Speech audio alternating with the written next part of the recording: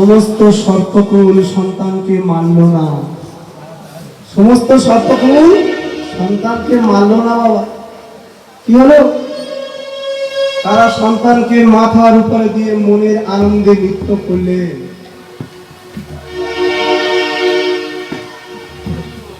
যেই না নৃত্য করলেন, অনেক চেষ্টা করে সন্তানকে যখন মারতে পারল না, অবশেষে একদিন হিরণ্যকশিপু ডাকলেন কয়েদুকে, কয়েদু, কয়েদু, তোমার সন্তানকে অনেক চেষ্টা করেছি, তোমার সন্তানকে পাহাড়ের উপর দিয়ে ফেলে দেওয়ার চেষ্টা করে মারার চেষ্টা করলাম, তোমার সন্তান বলল না, তোমার সন্তানকে বিষধর সর্পের গর্তের মধ্যে ফেলে দিলাম, তোমার সন্তান বলল না, তোমার সন্তান পাগল হস্তি পাড়ের মধ্যে ফেলে দিলাম, তোমার সন্তান বলল না।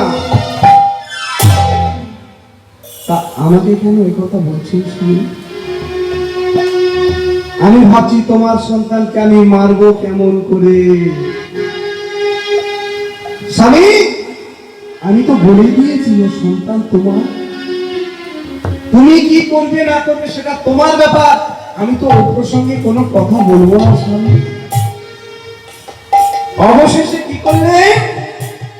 ছোট্ট প্রহ্লাদকে মারার জন্য একটা ফন্দি করলেন। কি ফন্দি?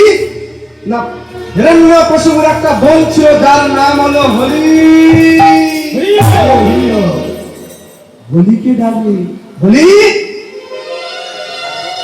পারবে?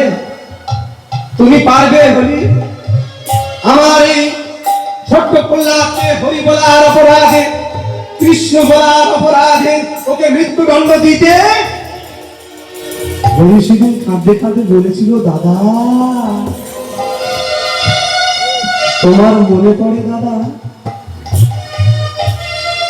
তোমার স্ত্রী অর্থাৎ আমার বৌদির স্তনের দুধ খেতে আমার প্রহ্লাদের উদর পরিপূর্ণতা লাভ করতো না, আমার স্তনের দুধ খাইয়ে তোমার প্রহ্লাদকে আমি বড় করেছি, এর জন্য তোমার প্রহ্লাদ কোনদিন আমাকে পিসিমা বলে ডাকেনি, সর্বদাই আমাকে মামা বলে ডাকতো। তাহলে বলো না দাদা, যে মা মা ডাকতো তাকে কি মারতে পারি? হলি, হলি, এত বড় তোর কথা, তুই আমার উপরে কথা বলিস, তোর মনে নেই তুই আমার অন্য খা? রাজা আমি যা বলবো তোকে তাই শুনতে হবে।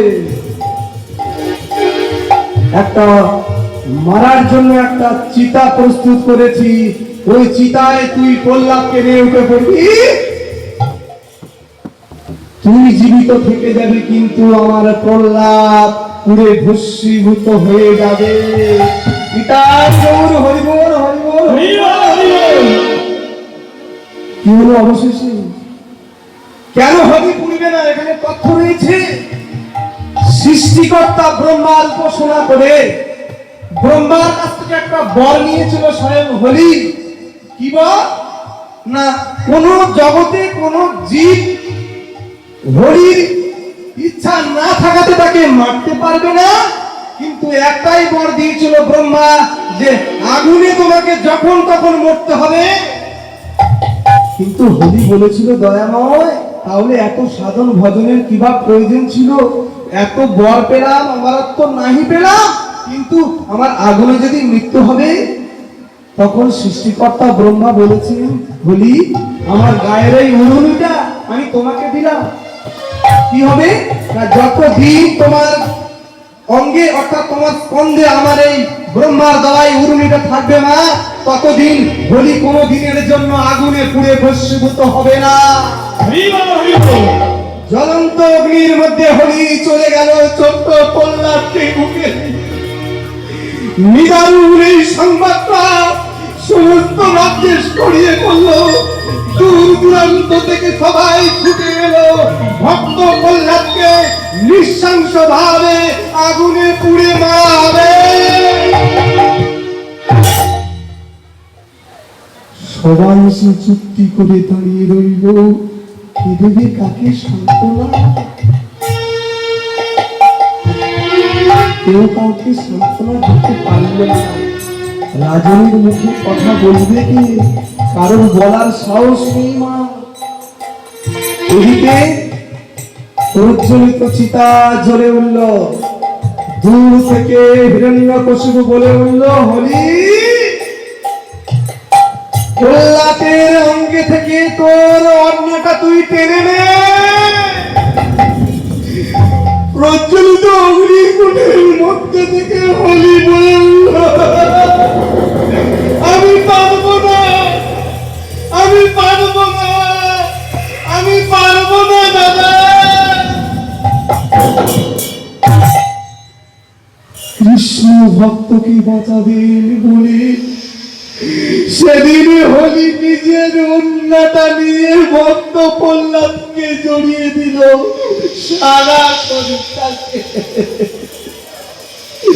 জগৎবাসী দূর থেকে সবাই দর্শন করল,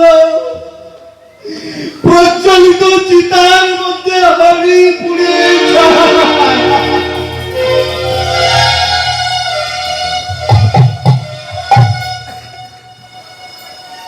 কৃষ্ণ ভক্ত সন্তানকে বাঁচিয়ে ফিরে গেল। সবাই দর্শন করলো, আগুনে পুড়ে ভস্মীভূত হয়ে গেল হলি, কিন্তু ভক্ত প্রহ্লাদকে তুলে দিয়ে গেল অগ্নির উপরে। হলি বসে বসে ক্রন্দন করতে করতে বলে বলল, বাবা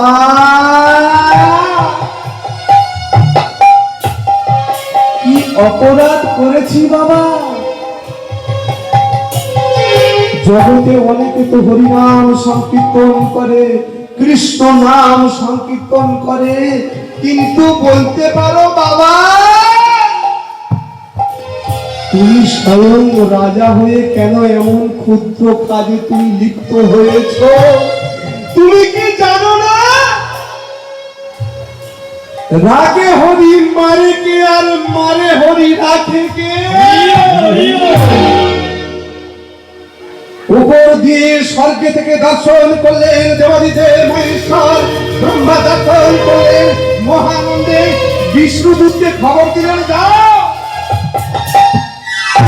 তাড়াতাড়ি করে হলির ভস্মীভূত ছাইটা নিয়ে এসো, এই স্বর্গেতে বিষ্ণু লোকে নিয়ে এসো। বিষ্ণুদূত এসে হলির মৃতদেহের ছাইটা তুলে নিয়ে গেল। ভগবান শ্রী বিষ্ণু বললেন, আজ থেকে এই ছাই হবে আবির। বিশ্বের প্রথম সৃষ্টি হলো আবির। এই হোলির নামে নাম হয়ে গেল হোলি। বৃন্দাবনের মাটিতে ফাল্গুনী পূর্ণিমা, ফাল্গুনী তিথিতে সেদিন হোলি উৎসব হবে।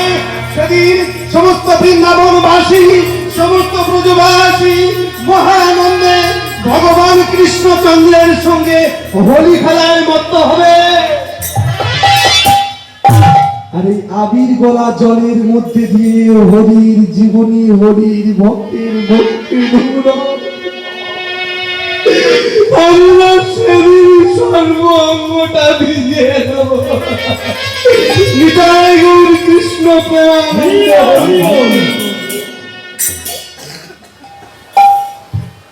সেদিনটাই করেছিল হোলির সমস্ত অঙ্গের ছাই নিয়ে হোলি, এই যে হোলি খেলা হলো। শুধু কি তাই, কৃষ্ণ ভক্ত প্রহ্লাদকে বাঁচিয়ে গেল। কৃষ্ণচন্দ্র তিনিও লোক সম্মান করতে পারল না, তিনিও কলিযুগের মাটিতে, তিনিও হোলির দিনে এসেছিল। মা কি ঠিক বলছিল বাবা? তিনি এসেছিল হোলির দিনে, তো এই যে দোলের দিনে তিনি এসেছিল। কারণ বারে বারে ভগবান ভক্তকে জয়ী করে গেছে, বারে বারে ভক্তকে তিনি উপরে রেখে গেছেন। তাই তো তিনি বলেছেন, ভক্ত আমার মাতা পিতা, ভক্ত আমার গুরু, ভক্ত আমার নাম রেখেছে বাঞ্ছা কল্পতরু। হরিবল হরিবল। এদিকে ছোট্ট প্রহ্লাদ শুরু করলো নারায়ণ বন্দনা ওই চিতার উপরে। তারপর কি হলো মা? হিরণ্যকশিপু দেখলো সন্তান মূল্য না, সন্তান মনের আনন্দে হাসতে হাসতে ওই প্রজ্বলিত চিতা থেকে নেমে এলো। সন্তান মূল্য না। গভীর রাত্রিতে দেখতে দেখতে গভীর রাত্রিতে ছোট্ট একটি প্রশ্ন করলো কয়াধু, স্বামী স্বামী এত চেষ্টা করে যাকে মারা যাচ্ছে না, স্বামী বলতে পারো কি দরকার থাকে তাকে মারা? একবার ভেবে দেখলো, দেখো হরিনাম করছে করুক না, কৃষ্ণ নাম করছে করুক না, তাতে আমাদের কি যায় আসে? এক কাজ করলে হয় না স্বামী? সন্তানকে দীপন্তার ঘটালে কি হয়? অন্য কোন দেশে ছেড়ে দিলে কি হয়? সেদিন কিন্তু হিরণ্যকশিপু কোনো মাথা নেই।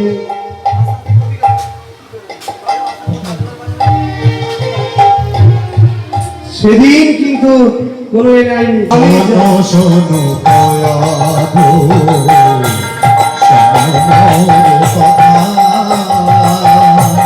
আমার কথা শুনে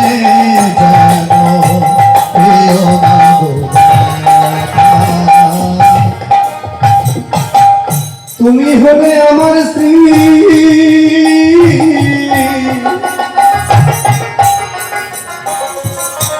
প্রহ্লাদের জননী,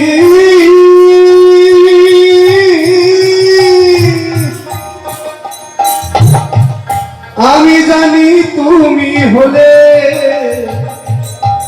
সতী সিদ্ধি মনি। কৃষ্ণ প্রেমানন্দে হরিবল আমার কথা শুনে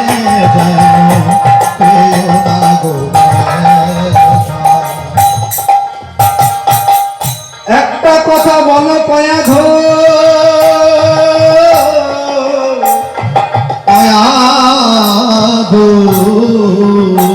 আমি তোমার কে?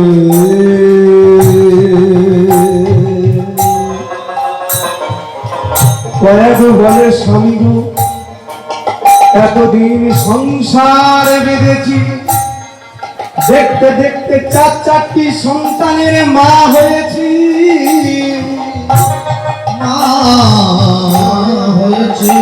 তবে কেন এমন প্রশ্ন করো তুমি? বলো বলো, আমি তোমাকে, তুমি হলে প্রতি দেবতা, সবার শ্রেষ্ঠ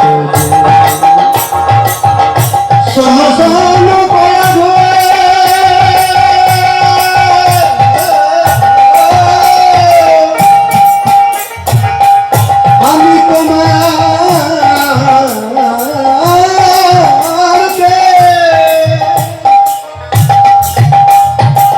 কয়াধু বলে, তুমি আমার প্রতি দেবতা,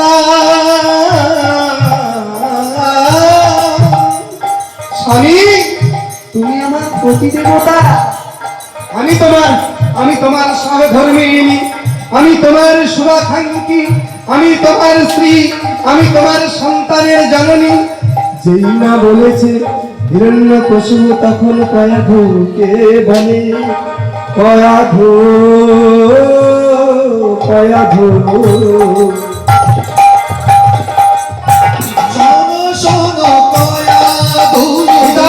কৃষ্ণ প্রেমানন্দে হরিবল হরিবল। আমার কথা শুনে যেন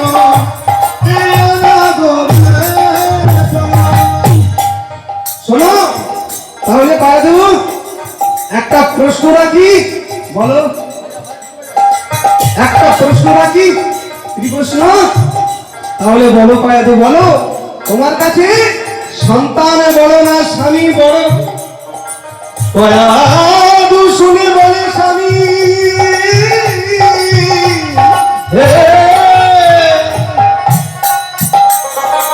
বলুন না, আপনাদের যদি এই প্রশ্ন করা হয় যে বলো স্বামী বড় না সন্তান বড়, বলতে পারবেন কোনটা বড় মা?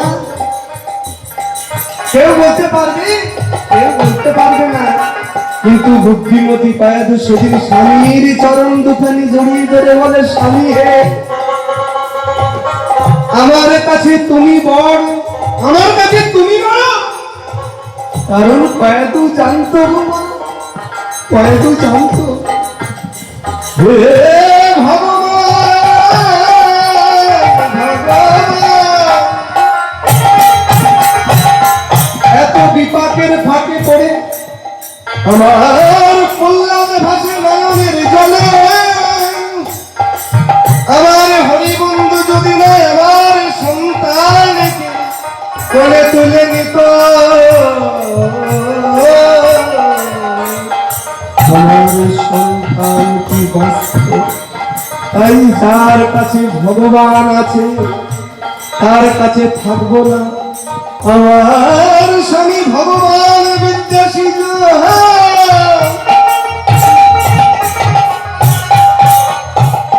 আমার স্বামীর কেউ নেই আপন, তাই হে ভগবান, আমি জানি আমার সন্তানের কাছে তুমি আছো। আমার স্বামী ভগবান বিদ্যাসিত,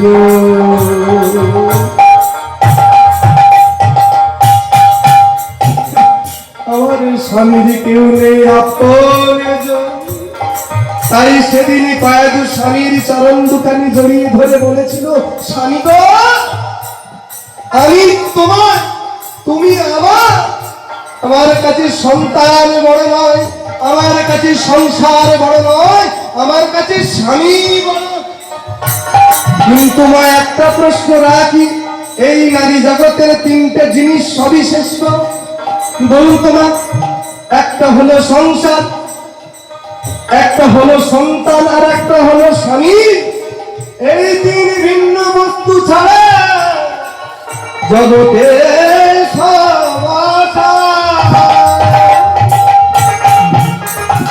একটা হলো স্বামী আর একটা হলো সংসার। এই তিন ভিন্ন বস্তু সবই যে আসার, সবই যে আসার। তাই আমি বলি গো গো পায়াধু,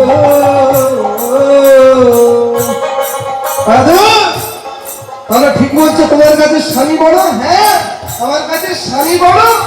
যদি স্বামী বড় হয় তাহলে এদিকে শোনো। কি? এদিকে শোনো না। এই বলে একটা স্বর্ণ থালি নিয়ে এসছে হিরণ্যকশিপু। পায়াধুকে ডেকে বলে, পায়াধু শোনো শোনো, তোমার সন্তানকে মারার জন্য আমি অনেক চেষ্টা করেছি, তোমার সন্তানকে মারতে পারিনি। তাই আমি তোমায় দিয়ে তোমার সন্তানকে নিধন করবো। তাই শোনো, কি করতে হবে স্বামী? একটা স্বর্ণ থালিতে কিছু নাড়ু নিয়ে এসছে। হিরণ্যকশিপু বলে উঠল, পায়াধু তুমি মা, তাই মায়ের কাছে মিথ্যা কথা বলবো না। শোনো, এর ভিতরটায় আছে কালপুর সর্পের বিষ, যা খেলে মানুষ সাথে সাথে মারা যায়। আর এর বাহিরে পানে আছে ছানা মাখন ক্ষীর দিয়ে সুন্দর নাড়ু।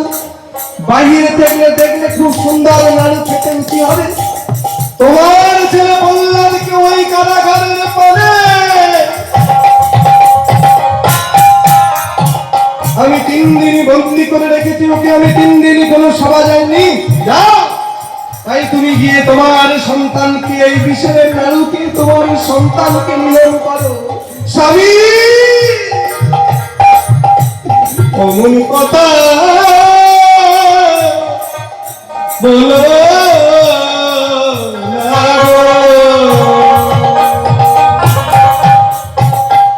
32 নারী ছিন্ন করে এই জগৎ সংসারে আমি যাকে জন্ম দিয়েছি, স্বামী, আমি যে মা, মা কি পারে সন্তানকে বিষ খাইয়ে মারতে পারে? তাহলে কি আমি বুঝবো না তুমি অসতী? আমি কি জানতে পারি তুমি কলঙ্কিনী, তুমি পতিব্রতা নয়, তুমি স্বামী পতিব্রতা নয়, তুমি অসতী? না স্বামী, আমি অসতী নয়। ধীরে ধীরে নাতুর থালা হাতে নিয়ে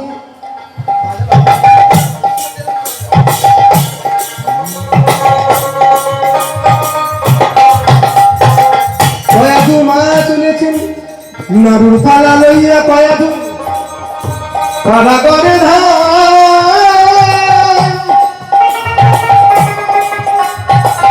হাপুত্র নিয়ে সে তাই ডাকিল সে তাই ডাকিল সে তাই কারাগারে পালে পড়লা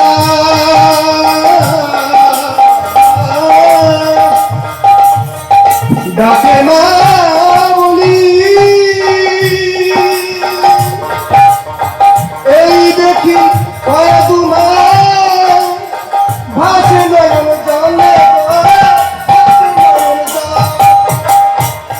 শোনো কয়াদু শোনো মনে কথা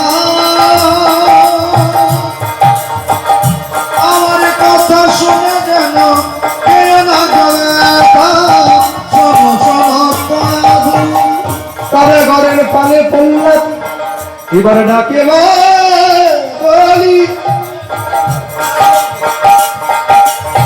কারাগারের পালে পড়লা ডাকে মা বলি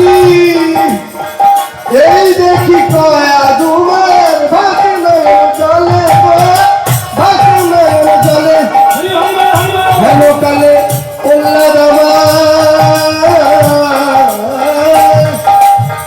মায়ের হাতে নাড়ু দেখতে পায় চিৎকার করে প্রহ্লাদ বলে মা নাড়ু দে মা নাড়ু দাও মা নাড়ু দাও চিৎকার করে উঠে প্রহ্লাদ বলল মা আমাকে নাড়ু দাও আমি জানি মা আমার পিতা 3 দিন হলো এই অন্ধকার কারাগারে আমাকে বন্দী করে রেখেছে আমি 3 দিন করে সেবা করিনি মা আমি কিন্তু কারাগারের মধ্যে থেকে আমি বুঝেছিলাম মাগো সবাই আমাকে ভুলে থাকতে পারে কিন্তু আমার জনম দায়ী মা আমার থেকে ভুলে থাকতে পারে না মা আমার থেকে ভুলে থাকতে পারে না কারণ তুমি যে মা তাই তো তোমার সন্তানের কষ্ট তুমি সইতে পারো না বলে এই অন্ধকার কারাগারে সবার আলোকে তোমার প্রহ্লাদকে সেবা দেবে বলে তুমি নাড়ু নিয়ে এসেছো দাও না মা দাও না আমি বড় ক্ষুধার্ত আমাকে নাড়ু দাও না মা নাড়ু দাও না ছুটতে গিয়ে প্রহ্লাদ যেই না মায়ের হাত থেকে নাড়ুর থালাটা নিয়েছে না মা অচৈতন্য হয়ে মা পড়ে গেলেন কারাগারের পানি মা পড়ে গেলেন কারণ যাকে 32 নারী চিহ্ন করে জগৎ সংসারে জন্ম দিয়েছে যে সন্তান তাকে মা মা বলে ডাকে মা কি কোনোদিন পারে সন্তানকে বিষ খাইয়ে মারতে মা পারে না তাই মা অচৈতন্য হয়ে পড়ে গেলেন কিন্তু শাস্ত্রে কি বললেন তথ্যে বললেন মা যদি অচৈতন্য হয়ে না পড়ে যায় ওই কারাগারের পানে কেমন ভাবে আসবে বিপদ ভঞ্জন দয়াময় মা অচৈতন্য হয়ে পড়ে গেলেন আর যেই না পড়লা তাড়াতাড়ি করে নাড়ুটা নিয়ে মুখে দিতে যাবে এমন সময় কি দিচ্ছ আরে বাবা মুখে কি দিচ্ছ প্রহ্লাদ তো পুরো দান থেমে গেছে হঠাৎ থমকে গেছে 3 দিন কোনো সেবা পায়নি এমন সময় ক্ষুধার্তের সম্মুখে নাড়ু পেয়েছে সেবা করবে কিন্তু এমন সময় দরজার পানে এসে একজন বলছে প্রহ্লাদ তাকিয়ে রয়েছে যখন তাকিয়ে রয়েছে হরিবন্ধু সেই হরিবন্ধু চলে এসেছে ভগবান শ্রীকৃষ্ণ হরিবন্ধু বলে উঠল প্রহ্লাদ আরে বাবা তুমি আমাকে খবর না নিলে কি হবে আমি তোমার খবর নিই তুমি 3 দিন সেবা করনি আমিও 3 দিন সেবা করি না কিন্তু আপনি কে এই কারাগারের মাঝে এই কারাগারের পারে আমি আছি, আমার মা আছে, আপনাকে আমি চিনতে পারলাম না। ভগবান শ্রী হরিবন্ধু বলে উঠল, পল্লা মনে করে দেখো পল্লা, সেই সন্ধ্যা মার্গ মুনির বিয়েতে আমরা একই সঙ্গে পড়াশোনা করতাম, একই সঙ্গে পড়াশোনা করতাম। আমি সেই তোমার হরিবন্ধু। যেই না হরিবন্ধু বলেছে পল্লা, তখন বলল তোমার নামটা ভারী চমৎকার তো, তোমার নামটা ভারী চমৎকার। বেশ বেশ, আচ্ছা আচ্ছা, চমৎকার পড়াবে। আগে বলো পল্লা, কে আগে নাড়ু খাবে? কারণ ভগবান জানে, যদি আমি আগে না ওই নাড়ু খাই, ওই বিষের নাড়ু অমৃতময় হবে না, অমৃতময় হবে না। তাই বিষের নাড়ুকে অমৃতময় করার জন্য সেদিন কারাগারের পানে স্বয়ং ভক্তাদি ভগবান ভক্তের সেই বিষের নাড়ু নিজে আগে উচ্ছিষ্ট করলেন, নিজে সেবা করলেন, করে একটা একটা করে পল্লাদকে দেয়, পল্লাদ একটা একটা করে নাড়ু হরিবন্ধুকে দেয়, হরিবন্ধু নিয়ে পল্লাদকে দেয়। হরিকে যে ভালোবাসে তার মতো আর বান্ধব না। হরিকে যে ভালোবাসে তার মতো আর বান্ধব না। জয় গৌরকৃষ্ণ প্রেমানন্দ, হরি বল, হরি বল, হরি বল। হরিকে যে ভালোবাসে মনে বলে তাকে পেলে, মন বলে তাকে পেলে, নয়ন জলে চরণ ধোয়ায়। হরিকে যে ভালোবাসে তার মতো আর বান্ধব নাই। হরিকে যে ভালোবাসে। এবার কি হলো? না, ভক্ত একটা একটা করে ভগবানকে দেয়, ভগবান একটা একটা করে বিষের নাড়ু অমৃতময় করে ভক্তকে দেয়। কারাগারের পানে ভগবান ভক্তদেরকে দেখিয়ে দিল, এ জগৎ সংসারে অনেকে স্বর্ণ থালি করে রাজ সিংহাসনে করে ভগবানের সেবাদার ব্যবস্থা করে, কিন্তু সে যে ভক্তির পূর্ণ নয়। কিন্তু ভগবান জগৎ সংসারে দেখিয়ে দিয়ে গেল, ভক্ত যদি নয়নের জল দিয়ে ভক্তির উপর রস দিয়ে ভগবানকে যদি বিষ খাওয়ায় না, ভগবান বিষ পর্যন্ত খায় ভক্তের জন্য। তাহলে চিন্তা করুন, এই সেই ভক্ত যখন কারাগারের মধ্যে প্রহ্লাদকে মারতে পারলো না স্বয়ং শ্রী কয়াধু হিরণ্যকশিপু, তখন প্রহ্লাদকে টেনে বার করলো কারাগারের মধ্যে দিয়ে। প্রহ্লাদ, এত চেষ্টা করে তোমাকেও মারতে পারলাম না কেন? তখন কিন্তু প্রহ্লাদ বলেছিল, বাবা, এই জগৎ সংসারে তুমি আমাকে কারাগারের মধ্যে বন্দী করে রাখলে,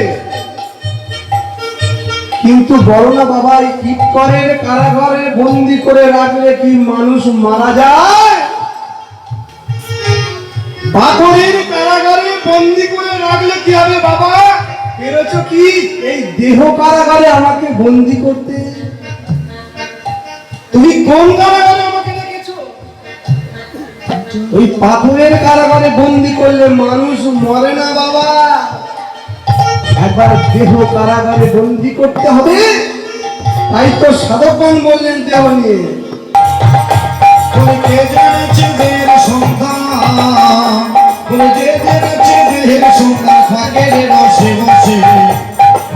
কি মজা আছে রে ভাই মানব দেহতে, কি মজা আছে রে ভাই মানব দেহতে। দেহের মধ্যে আছে পঞ্চবান, মদন মাদন সমন শোষণ মোহন জেতার নাম, ভাই ভাই মোহন জেতার নাম। কোন কারাগার, কোন দেহ?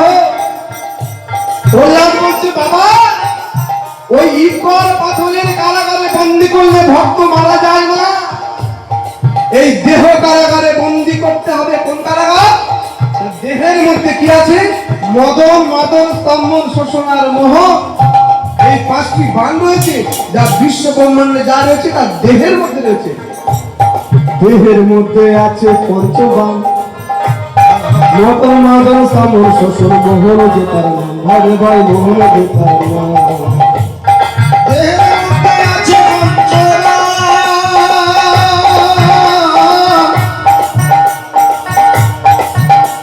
আরে মদন মোহন বসন্ত মোহন যে তার নাম। আবার দেহের মধ্যে আছে পঞ্চবাণ,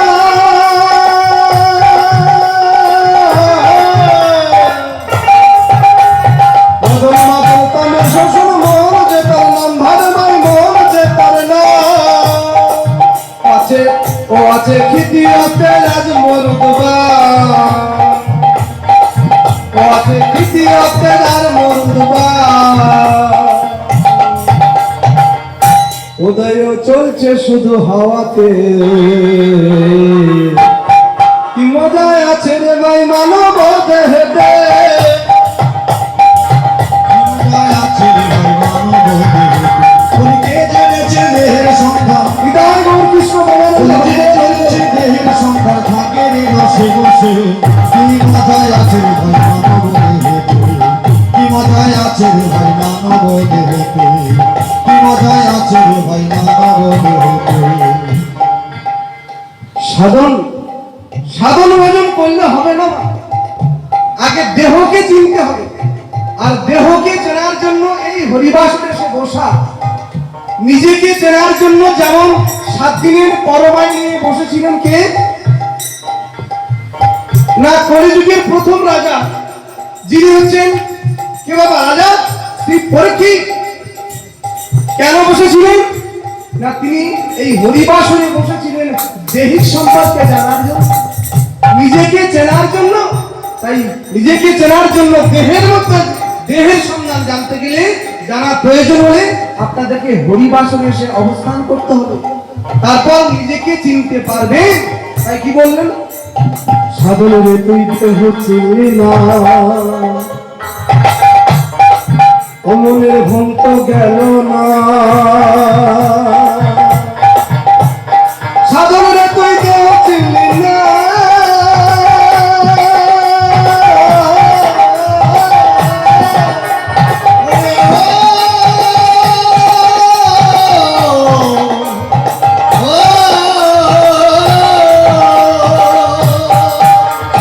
সাধন রে তুই দেহ চিনলি না, অমনের ভন্ত গেল না। লেখা শাস্ত্র পড়ে রইলি মেতে, লেখা শাস্ত্র পড়ে রইলি মেতে, আসল বস্তু চিনলি না। কি মজায় আছে রে ভাই মানব দেহেতে, কি মজায় আছে রে ভাই মানব দেহেতে, কি মজায় আছে রে ভাই মানব দেহেতে। ওরে যে জেনেছে দেহের সন্ধান, আরে ভাই যে জেনেছে দেহের সন্ধান, থাকে রে রসে বসে।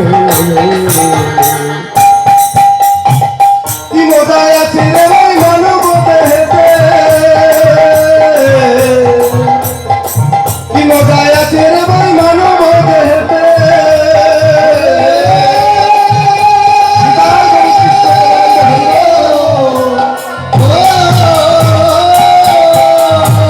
কি মজায় আছে রে ভাই মানব দেহেতে, কি মজায় আছে রে ভাই মানব দেহেতে, কি মজায় আছে রে ভাই মানব দেহেতে, কি মজা আছে রে ভাই মানব দেহেতে।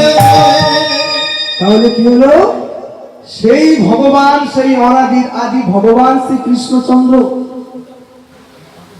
যিনি সত্য যুগের মাটিতে পরমাত্মিক প্রেম নিয়ে এক টুকরো মাত্র প্রহ্লাদকে দেখেছিলেন, আর সেই প্রহ্লাদ ভগবানকে পেয়েছিলেন। এবার সত্য যুগ চলে গেল, আসলো ত্রেতা যুগ। ত্রেতা যুগের মাটিতে আবার কি হলো বাবা, ত্রেতা যুগের মাটিতে ভগবান শ্রীকৃষ্ণচন্দ্র সেই গোলকের কিশোরী ভান্ডার ব্যাংক থেকে আরো কিছুটা পরমাত্মিক প্রেম নিয়ে একটা পশু ফুলকে দিয়েছিল। আপনারা জানেন সেই পশুটির নাম। তবে তিনি রামায়ণের পাতায় স্বর্ণাক্ষরে তিনি হলেন বীর হনুমান। অঞ্জনার গর্ভস্থ সন্তান বীর হনুমান একটা পশুকুলকে ভগবান পরমার্থিক প্রেম দান করেছিল। সে কি করেছিল না বক্ষ চিরে দেখিয়েছিল বীর হনুমান। বক্ষ চিরে দেখিয়েছিল কাকে না শ্রী রামচন্দ্র অনুজ লক্ষ্মণ আর সীতা দেবীকে বক্ষ চিরে দেখিয়েছিল। এইভাবে সত্যযুগ চলে গেল, ত্রেতা যুগ চলে গেল, এলো দাপর যুগ। এবার দাপর যুগের মাটিতে কি হলো না শ্রীমতী রাধারানী বলে উঠল, মাধু এইভাবে যদি কিঞ্চিত কিঞ্চিত করে পরমার্থিক প্রেম যদি তুমি নিতে থাকো তাহলে তো আমি তো আর কোনো যুগে যেতেই পারবো না তোমার সঙ্গে লীলা প্রচারের জন্য। তাহলে এক কাজ করুন, কি করতে হবে না আমি চাই আমার এই গোলকের কিশোরী ভান্ডার ব্যাংক থেকে তোমার পরিপূর্ণ সমস্ত প্রেম ধনটুকু তুমি নিয়ে নাও দাপর যুগে। তাই তো বাবা দাপর যুগের মাটিতে ভগবান শ্রী কৃষ্ণচন্দ্র বৃন্দাবনের এক গোষ্ঠীর মধ্যে সেই প্রেম ধনটা দিয়েছিল। এক গোষ্ঠীর মধ্যে সেই প্রেম ধনটা দিয়েছিল আপনারা জানেন, যাদেরকে বলা হয় গোপিনী গোষ্ঠী। যারা ভগবান কৃষ্ণ অন্তে যাদের প্রাণ ছিল, তাই কি বললো ভগবান কৃষ্ণ অন্তে যাদের প্রাণ ছিল, এইভাবে পরমার্থিকে প্রেম দিল মধুময় শ্রীরাম বৃন্দাবনের মাটিতে। তাই বললেন মধুর বৃন্দা বিপিন মাধুরী প্রবেশ চাতুরিষা বড় যে যুবতী ভাবের ভকতি শপথি হইত কা। এতক্ষণ আমরা গৌর চন্ডিকার মধ্যে থাকলাম। আসুন আজকের আমরা একটা ছোট্ট ভক্ত জীবনী কথা শুনবো।